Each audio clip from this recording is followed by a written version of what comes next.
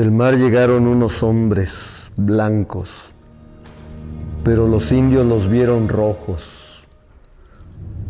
rojos como la mancha de oriente por donde llegaron, rojos como el destello de sus barbas, rojos como su mirada cuando veían el oro, rojos como las llagas de su Dios, Dios que esperaban que fuera adorado por los indios, pero éste permitía que el blanco golpeara a los de esta tierra. El indio cuando trabaja bendice su descanso, su tranquilidad. El blanco, que el indio ve rojo.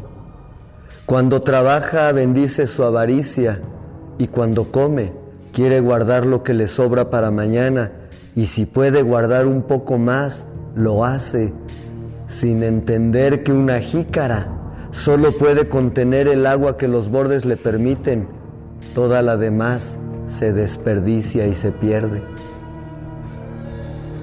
En fin, los hombres tomaron posesiones de las tierras de los indios.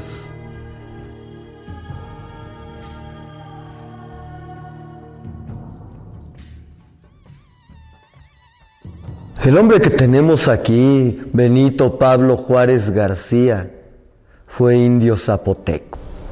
Cuando él nació, México todavía no existía, ya que él nació en 1806 y según el Acta de Independencia, México nace en 1821. Así que él nació siendo indio zapoteco, por lo tanto, esclavo de los españoles. Tan siquiera para el grito de independencia que da don Miguel Gregorio Antonio Ignacio Hidalgo y Costilla Gallaga, Benito Juárez apenas contaba con 4 años. Y desde aquel entonces trabajaba cosechando maíz, ordeñando las vacas, limpiándole la caca a los puercos o llevando los borregos a pastar. Cuando tenía más o menos 12 años, lleva a los borregos al campo y cómo se va encontrando con unos de un circo de aquel entonces. ¿Un circo? ¿Cómo sería en aquel entonces? Pero dicen que Benito se puso a platicar con ellos y plática que te plática que les agarra la tarde. Y cuando Benito fue a juntar todos los borregos, del más pequeño solo encontró su piel colgada de unas varas. Los del circo se lo habían comido en barbacoa y Benito, siendo responsable del rebaño, tenía que haber pagado el borrego que había perdido y pues de dónde si nada más le pagaban 2 reales, así que le hubieran pegado. Y él no se quedó a esperar a ver qué pasaba, esperó a que entrara la noche, metió a los borregos al corral, agarró las pocas pertenencias que tenía, unos guaraches, una tela como zarape, una capa, capizayo, que es esta que traigo puesta, y emprendió el camino a donde vivía su hermana Josefa. Y llegando ahí, no solamente le dieron comida, techo, abrigo, sino que además conoció a un señor de apellido Salanueva, el cual se dio cuenta que Benito era muy inteligente y le consiguió una beca para que éste estudiara para sacerdote. Padrecito, el nivel más bajo. Pero en el camino se encontró con la Escuela de Ciencias y Artes, a donde Benito Pablo se metió a estudiar para abogado. Cuentan que el día que se recibió, le llegó una carta donde le decían los campesinos de Guelatao que el padrecito le había robado las tierras de siembra. Así que Benito, sabiendo que se había recibido de abogado y además siendo tan estudioso, decidió ir para defenderlos personalmente. ¿Y cuál va siendo su sorpresa al llegar? Que al bajar de la berlina es este vehículo que tenemos aquí. Ya sé que ahora se viaja en automóvil, pero en aquel entonces no. Tenían que ir en este vehículo jalado por 6 caballos. Noten nada más la calidad de las llantas. Pues sí, son de madera, Las actuales son de hule y van rellenas de aire. En aquel entonces no.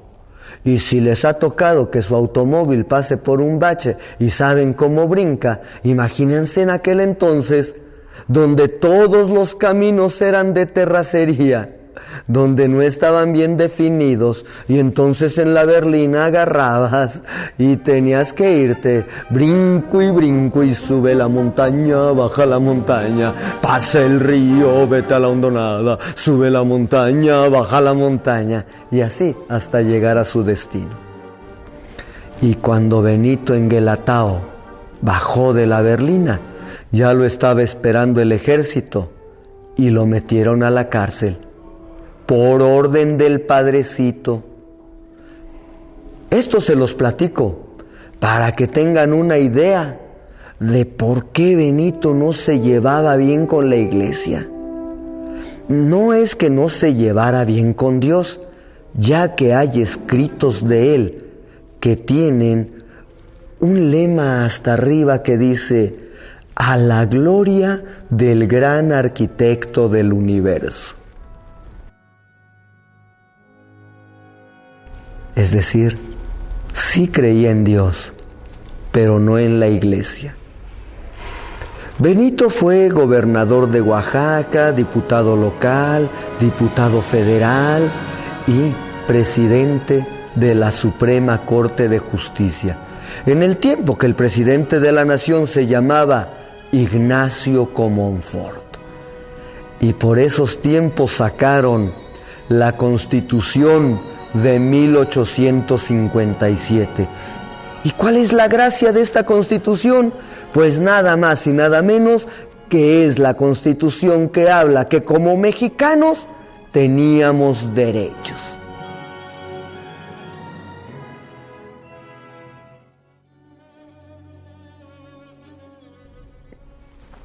El país estaba dividido en clases. Conocemos la bandera todos. Nuestra bandera, sabemos que tiene 3 colores: verde, blanco y rojo. Y en la primaria, cuando menos a mí me dijeron que el verde quería decir la esperanza, blanco la pureza y rojo la sangre derramada por nuestros héroes.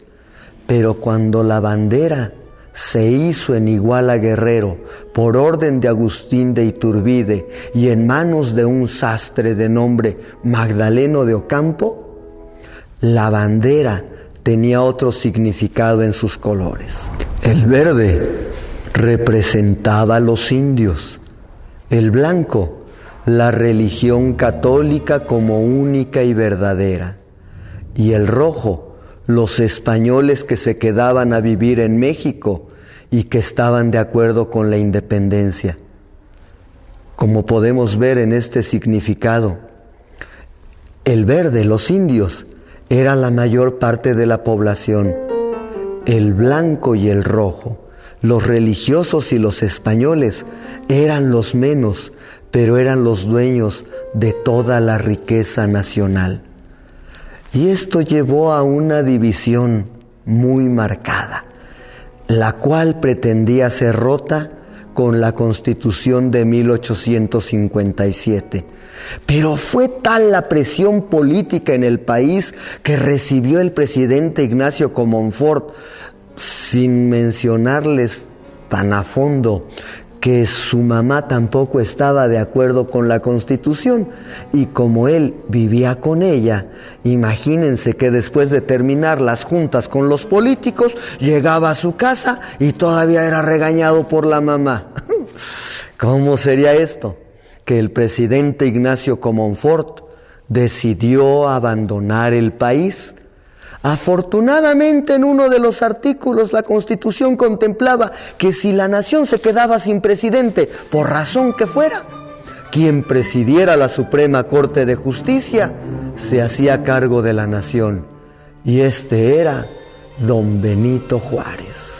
Y lo primero que va a hacer es reforzar las leyes que le daban derecho a los mexicanos, es decir, a los del color verde en la bandera.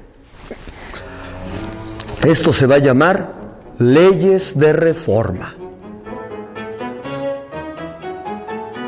Estas leyes van a llevar a una guerra que duró 3 años y es conocida así como Guerra de 3 años o Guerra de Reforma. Y pasado este tiempo van ganando los liberales, es decir, los del color verde de la bandera. Así fue como ya tenían una posición política clara y definida, nada más que existía ahora un problema, pues que toda guerra cuesta. Y de por sí ya se tenía una gran deuda cuando se había terminado la guerra de independencia.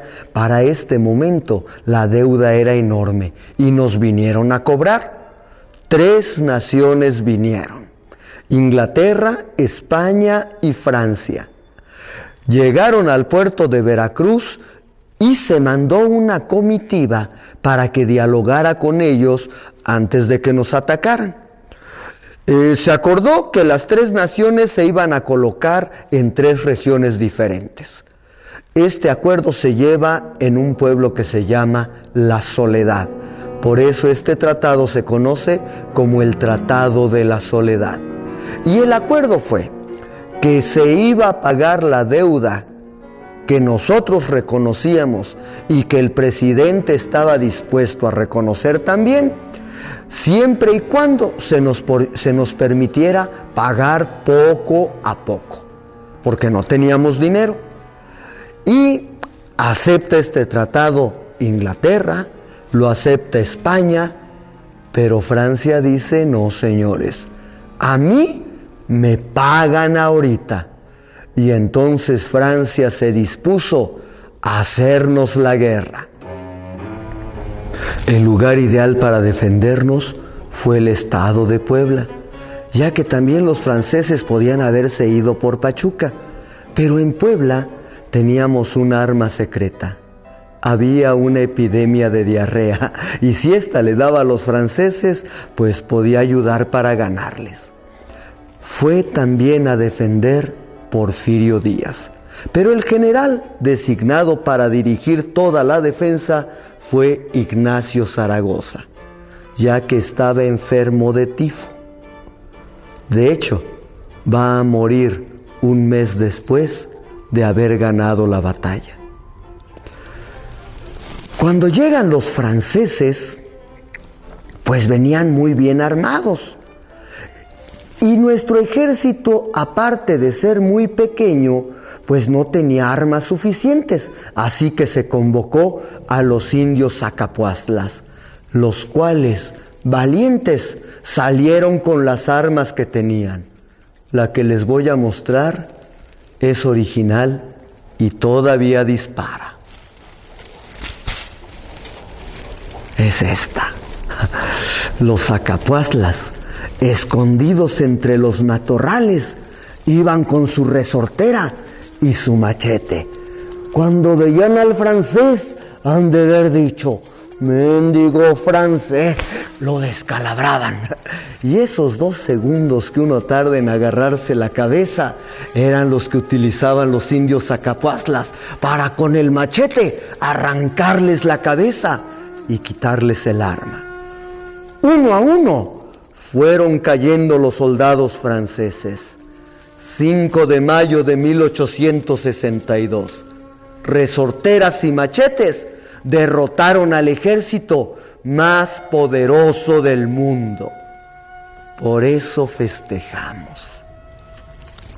Lo único malo fue que para 1863 regresaron y pues ya no teníamos forma de hacerles frente, pues venían enojados y se habían prevenido, ayudado por los conservadores, y habían traído a un emperador, alguien que nos gobernara, y este fue Maximiliano de Habsburgo, el cual llegó acompañado con su esposa Carlota y estaba dispuesto que habitaran en Palacio Nacional.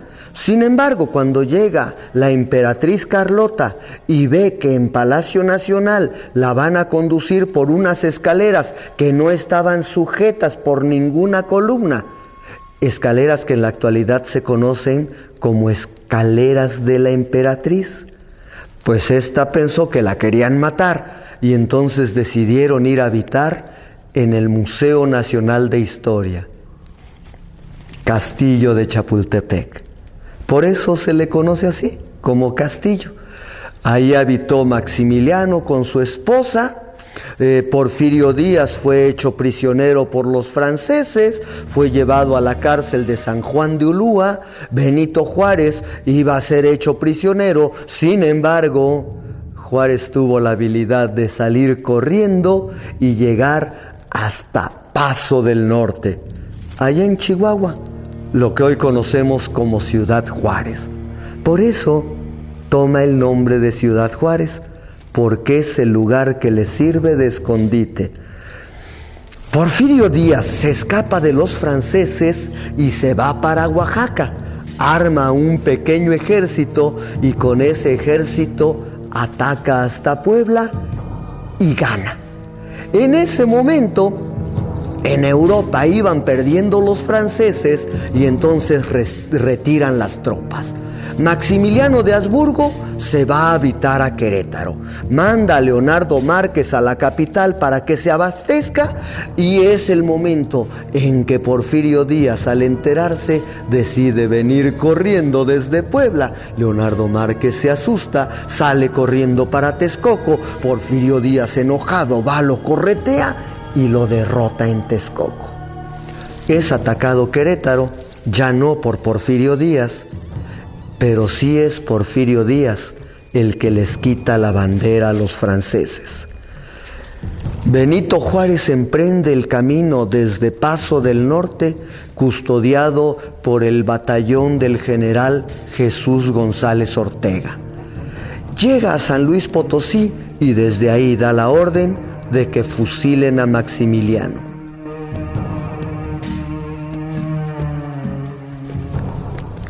Esta orden va a pesar internacionalmente.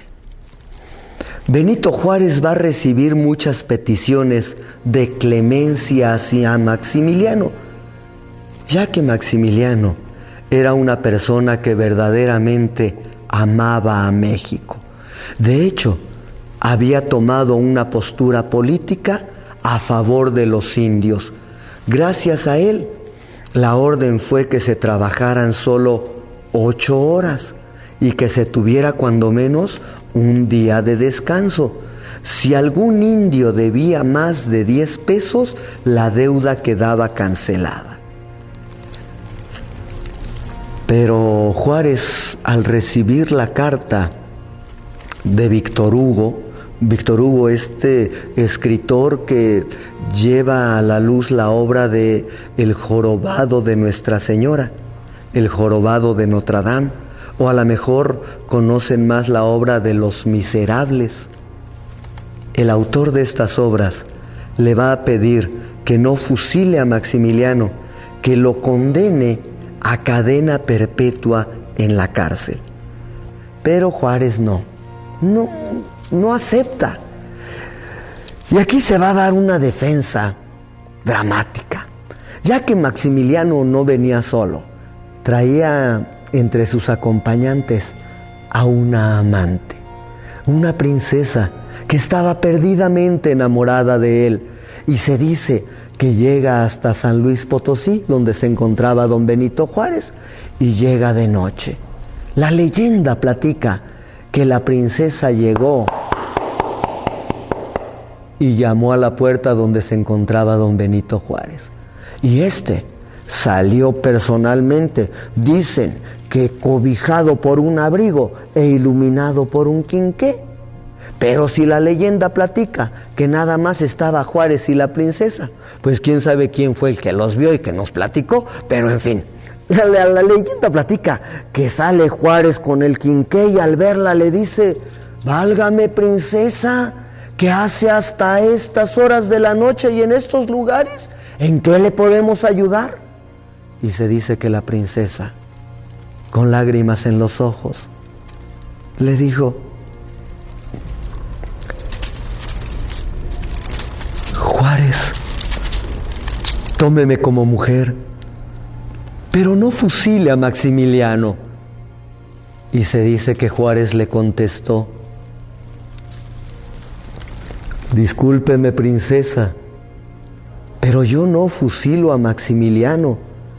A Maximiliano lo matan las leyes de México. Y las leyes de México, princesa, no se prostituyen. ¿Cómo habrá sido esto si así fue? En fin, se prepara en el Cerro de las Campanas el fusilamiento. Maximiliano va a ser llevado al paredón junto con Tomás Mejía y con Miguel Miramón. Y se dice que ya estando ahí en el paredón, Maximiliano voltea, ve a Mejía y le dice: oiga, ¿y esto del fusilamiento duele? Y se dice que Mejía le contestó: pues no sé, señor, esta es la primera vez que me fusilan. Hay infinidad de anécdotas de esto. Hay una que platica que Maximiliano le dijo al pelotón: dispárenme en el cuerpo, pero no me den en la cara para que mi mamá se pueda despedir de mí. Y se dice que los del pelotón le hicieron caso, no le dieron en el rostro, sino más abajo del ombligo. Ahí, vayan ustedes a saber si esto fue cierto. Hay incluso quienes dicen que no mataron a Maximiliano, que la tumba de Maximiliano está en Honduras, donde se lo llevaron exiliado y allá murió de viejo. Vayan ustedes a saber, porque al momento del fusilamiento no hubo ni fotografías. Y no es que no le mandaran, y es que en aquel entonces no se llamaba fotografía, se llamaba daguerrotipo. Y para que tú salieras en el daguerrotipo, te tenías que quedar varios minutos quieto. Imagínense si le podían decir: no te muevas, Maximiliano, quédate 15 minutos quieto en lo que te matamos. Pues no se pudo. Por eso se tienen daguerrotipos solamente cuando Maximiliano ya está en el ataúd. Por esos tiempos, platican, que Porfirio Díaz le fue a decir a don Benito Juárez que ya estaba grande, que ya había gobernado muchos años, que ya eran muchas reelecciones, que ya le dejara a él la presidencia. Y se dice que Benito le contestó: pues vámonos a las votaciones. Y esos comicios fueron don Benito Juárez contra don Porfirio Díaz. ¿Y quién creen que ganó? Pues vayan ustedes a saber, porque Benito Juárez dice que ganó él y Porfirio Díaz dice que ganó él. El chiste es que el que toma la presidencia es don Benito Juárez, y en el año de 1871, con el plan de la Noria, Porfirio Díaz se levanta en armas en contra de don Benito Juárez. Es decir, en el plan de la Noria, don Benito Juárez es amenazado por don Porfirio Díaz. Don Porfirio Díaz nunca pudo matar a Juárez porque en el año de 1872 Juárez se muere solito, se le detuvo el corazón. Sí, en aquel entonces, Dios no lo quiera, pero si a cualquiera de ustedes se le detuviera el corazón ahorita, le hablarían a la Cruz Roja, llegaría el médico con un aparatito de estos que dan toques, les pondría las planchas y los revive. Pero en aquel entonces pues no había esos aparatitos. Así que para revivir a alguien que le daba un paro cardíaco, le soltaban una olla de agua hirviendo en el pecho. ¿Y cómo va siendo que le sueltan el agua y don Benito Juárez se levanta y les dice: ¿por qué me queman? Y el presidente de la Suprema Corte de Justicia de ese momento, que era Sebastián Lerdo de Tejada, estaba junto a él y le dice: es que se había usted muerto, señor. No, hombre, al rato que le da otro, que le echan el agua hirviendo. No, lo regresaron a la vida, pero no recuperó la conciencia. Y después que le da otra, que le echan el agua hirviendo, no, hombre, pues ya no se levantó. Aquí la historia dice que don Benito Juárez se muere de la angina de pecho. Pero vayan ustedes a saber, ¿cuándo han visto que un pollo salga vivo del caldo? Yo digo que lo mataron las quemadas. Pero ni siquiera en ese momento Porfirio Díaz puede quedarse de presidente, ya que la Constitución de 1857 marcaba que el que presidiera la Suprema Corte de Justicia se haría cargo de la nación. Y este era Sebastián Lerdo de Tejada, que va a gobernar de 1872 a 1876 y va a anunciar su reelección, cosa que no le va a gustar nada a Porfirio Díaz, y con el plan de Tuxtepec, en el que en uno de los puntos pone que ya no existirá la reelección, se levanta en contra de Sebastián Lerdo de Tejada y no le permite colocarse en la presidencia. Así que en 1877, por primera vez, don Porfirio Díaz va a ser presidente de México. Y en este momento nace lo que conocemos como Porfiriato.